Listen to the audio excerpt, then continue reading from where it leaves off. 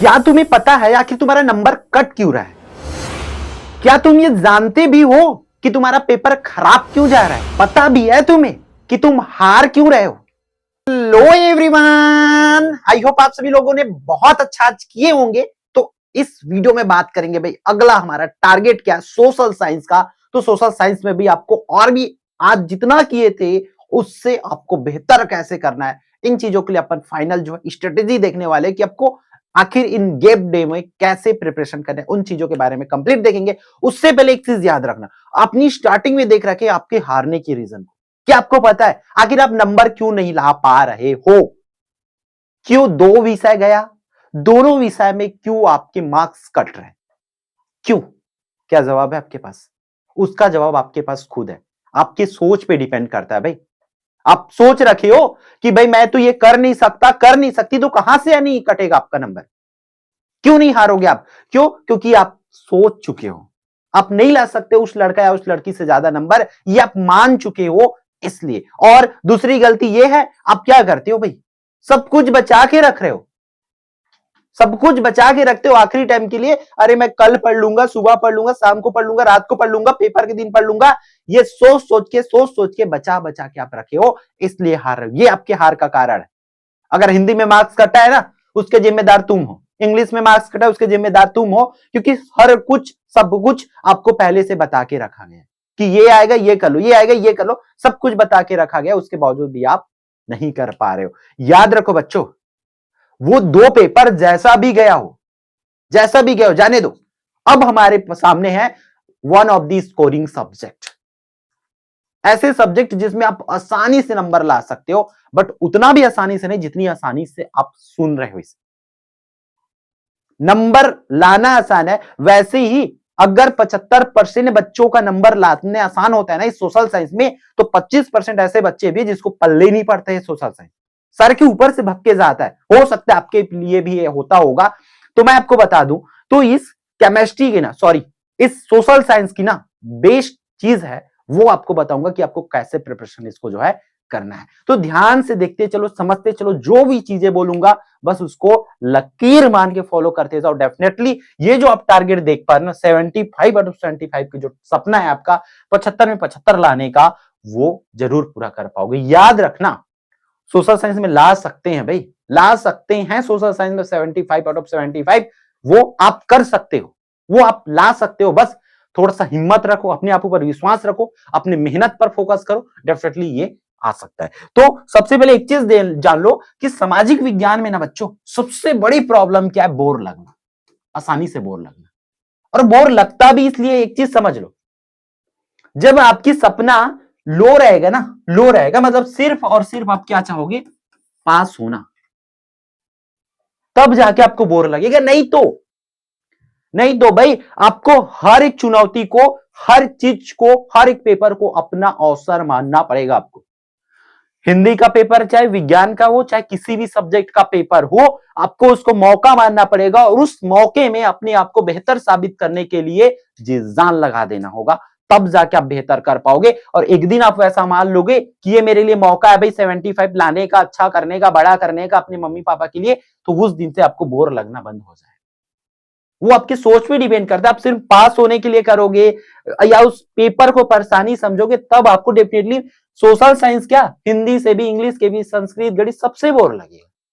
वो आपके दिमाग का खेल है, बोर लगना आपके ऊपर है। इसलिए बोर लगने वाली चीज को ना बाहर फेंक डालो। क्यों? क्योंकि अब हमारे पास टाइम नहीं। पहले जब सोशल साइंस की एग्जाम होती थी 2 दिन 3 दिन का गैप होती थी, बट इस बार नहीं है बच्चों, एक दिन का गैप है। एक दिन और 21 चैप्टर, 21 चैप्टर, यहां की बात नहीं है। इसलिए बेवकूफी बिल्कुल भी नहीं करना है। जो स्ट्रेटेजी बताऊंगा, आगे बता रहा हूं, वो पूरी चीजों को आपको फॉलो करना है भाई। याद नहीं रहना, याद नहीं रहने का सिंपल से एक कारण है कि हम उसको उस वे पे नहीं पढ़ते जिस वे पे उसको पढ़ना चाहिए। हम बस उसको याद करोगे, मान लो रट्टा मारोगे, तो वो याद नहीं रहेगा।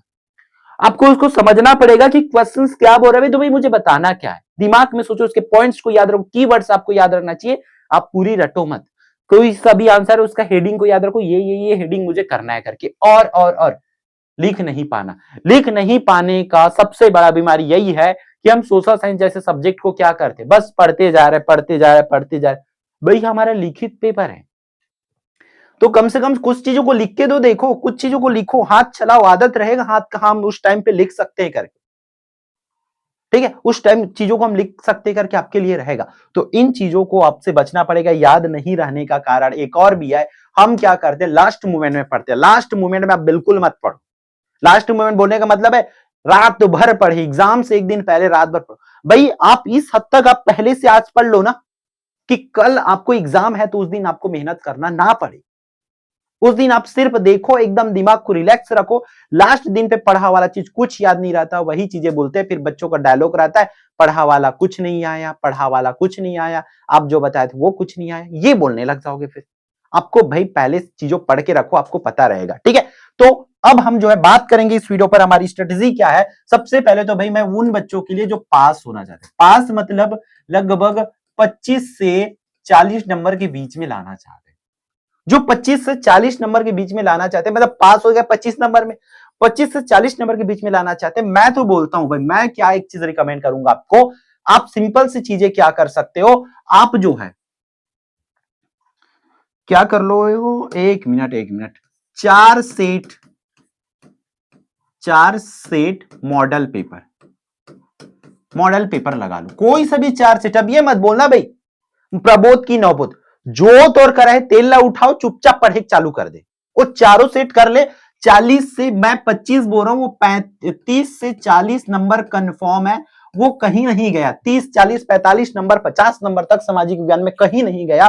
पूरी चीजें आपको मॉडल पेपर से देखने को मिलेगा, ठीक है। ये 40 मतलब 30, 35, 40, 45, 45 तक का मिनिमम, 30 से 45 ये मान के चलो यहां तक की नंबर आपका हो जाएगा कंफर्म, ठीक है। बट याद रखना, अगर आपको इससे एक्स्ट्रा मार्क्स चाहिए, इससे एक्स्ट्रा मार्क्स चाहिए, देन मैं बोलूंगा अगर जो बच्चे एक्स्ट्रा मार्क्स चाहते इससे, मतलब वो जो है 40 से 60 के बीच में उनको नंबर चाहिए, इस बीच में नंबर चाहिए, 40 से 60 के बीच में नंबर चाहिए, आप हमारा 3 सेट प्रैक्टिस जो पेपर डाला है, प्रैक्टिस पेपर लगा लो।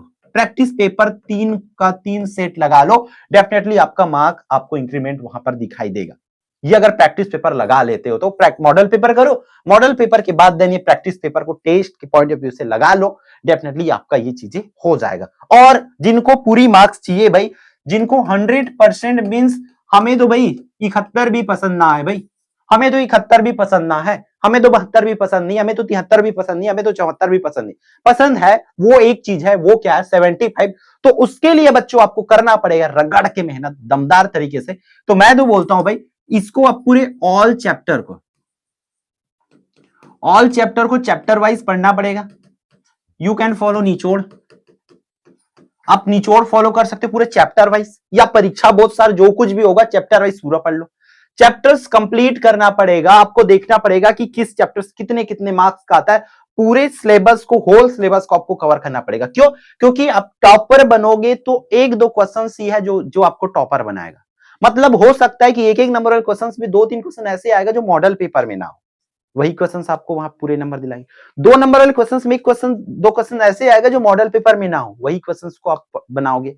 3 नंबर वाले क्वेश्चंस में 1 क्वेश्चन ऐसा आएगा जो ना हो। मतलब ये छोटे क्वेश्चंस की वजह से ही आपको पूरे चैप्टर्स करना पड़ेगा। उसके बाद ये चैप्टर वाइज पूरा कंप्लीट करो, आपके पास परीक्षा बहुत सार वो है, या आप निचोड़ देख सकते हो, ठीक है। देन आपको साथ में क्या लगाना है भाई, आपको पेपर लगाना है। कौन सा पेपर भैया? हमारा प्रैक्टिस पेपर लगा देना है।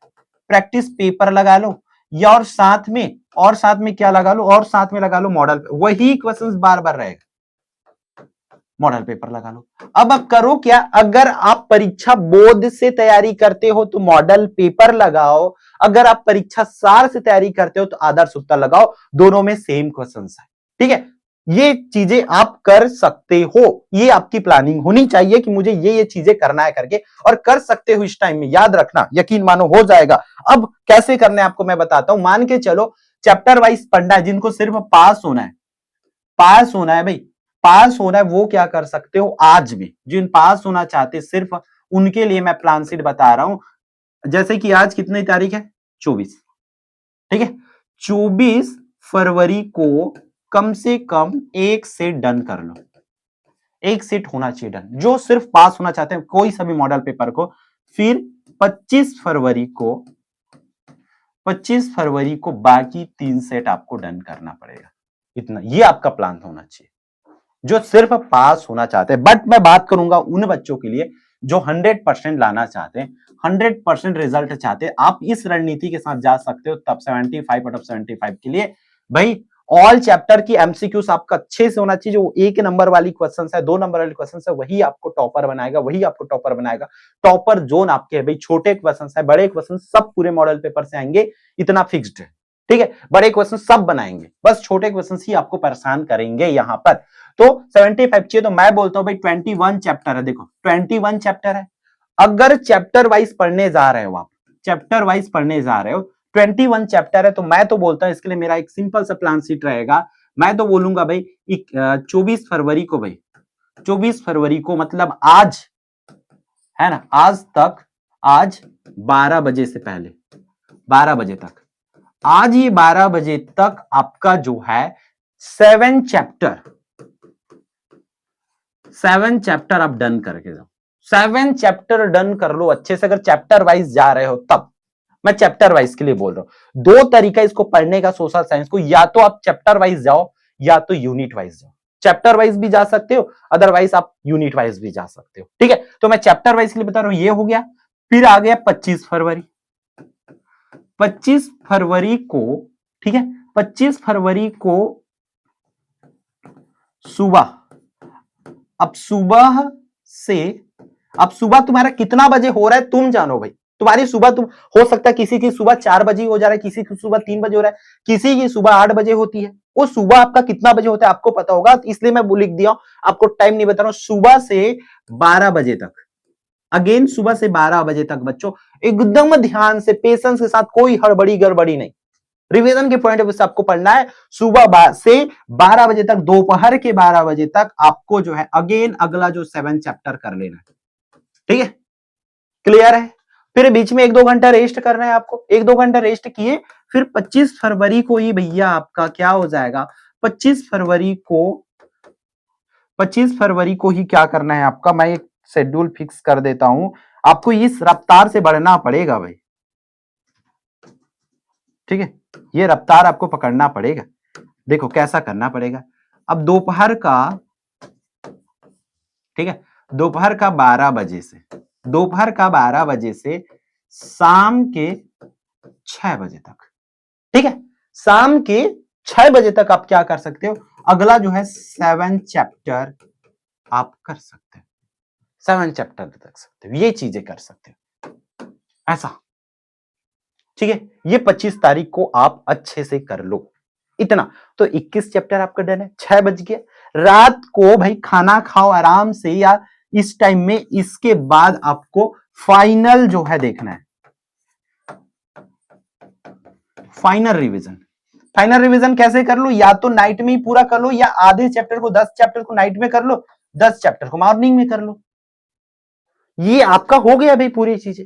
एक बार फाइनल रिवीजन की बात करें तो फाइनल रिवीजन मतलब अभी आप शाम के 6 बजे तक, शाम हुआ उसके बाद भाई आपके पास फिर से वो टाइम है, अभी भी आपके पास पूरा का पूरा एक राउंड ऐसा घड़ी बाकी है, उस टाइम में आप कर सकते हो। अब हमारी प्लान क्या है, मेरा प्लान क्या है, ये चीजें आपका सेल्फ का, मेरा प्लान क्या है, आप मान के चलो नहीं कर पा रहे वो चीजें, तो आप हमारे साथ जुड़ो। मैं पूरे चैप्टर्स को मैं बता रहा हूं, मैं गारंटी देता हूं, आप हमारे साथ जुड़ करके शाम, लेकिन उससे पहले आपको डन करना पड़ेगा। आप मान के चलो हमारी लाइव सेशन अटेंड करने वाले हो, तो लाइव सेशन है भाई पूरा थ्योरी, मैं तो थ्योरी को इजी वे पे बताने की पूरा कोशिश रहेगा, मैं तो थकने वाला हूं बोल बोल के, मुझे पता है। तो आप शाम को 4 बजे से, 4 बजे से हो सकता है पहले करने की कोशिश रहेगा, क्योंकि 4 मुश्किल है ना। 4 बजे से ये 8 बजे तक का प्लान है, 8 बजे तक का शेड्यूल है। शाम को 4 बजे तक मैं पूरा चैप्टर वाइज कराऊंगा, मैं भी चैप्टर वाइज भाई, चैप्टर वाइज पूरा कराऊंगा। चैप्टर नंबर 1 से 21 तक का कंप्लीट जो है, ये कहा जाए हमारा द साइंस सीरीज में पूरा मैराथन रहेगा, लगातार चलेगी, फटाफट चलेगा। ऑल एमसीक्यू जितने नंबर का क्वेश्चन आता है उतने नंबर का पूरा मैं बता दूंगा। हो सकता है ये टाइम जो है, क्योंकि इसमें लंबा टाइम चाहिए, तो जो 4 बोल रहा हूं वो 3 के बाद में भी पॉसिबल हो, तो हो सकता है, क्योंकि कल कुछ ना है, मतलब 12वीं वालों का भी एग्जाम ना है, 12वीं वालों का तो एग्जाम नहीं है ना, 12वीं वालों का एग्जाम रहता है, इस वजह से वो टाइम हमें खिसकाना पड़ता है, बट 12वीं वालों का टाइम नहीं है, इसलिए मैं भी बोल रहा हूं, आपको पहले से इन्फॉर्म कर दिया जाएगा 3 बजे हो सकता है, तो 3 से 8 में आपका टोटल 5 घंटे में कंप्लीट हो जाएगा। देन उसके बाद आप खाना खाओगे, खाना खाने के बाद आप आराम से रेस्ट कर सकते हो, रिवीजन कर सकते हो सेल्फ। फिर ये इवनिंग का टाइम है भाई, कौन से तारीख का? 25 का, 25 फरवरी का मेरा प्लान है भाई, हम लोग क्या कराने वाले। और आपको 26 फरवरी को प्यारे बच्चों, आप लोग याद रखना, 26 फरवरी को मॉर्निंग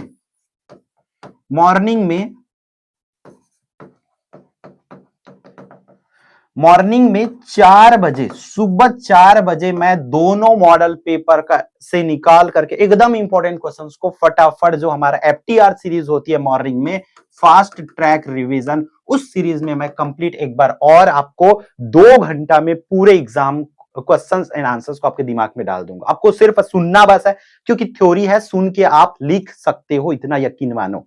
ठीक है, तो ये चीजें आप कर सकते हो, ये हमारे साथ है, ये आपका खुद का सेल्फ प्लान है, या तो आप खुद से करो या हमारे साथ कर सकते हो। ठीक है, तो ये पूरी चीजें मैं कराने के लिए तैयार हूं, बहुत जल्द आपको इसकी शेड्यूल भी प्रोवाइड करा दिया जाएगा। अभी इसके बाद आप क्या करो, अभी एग्जाम दिला के आए हो, रेस्ट कर लो, थोड़ा सा रेस्ट करने की भी टाइम नहीं है, प्रैक्टिस पेपर डली हुए तीनों प्रैक्टिस पेपर सेट लगा लो, अच्छे से डेफिनेटली कर लो। तो भाई इस वीडियो में इतना, फिर हम मिलते हैं आने वाली इंपॉर्टेंट वीडियो में। जय जवाहर, जय Chhattisgarh and all the best भाई, हौसला बना के रखो, अपने को बड़ा करना है, इस सोशल साइंस में भी बड़ा विस्फोट करना है। ठीक है।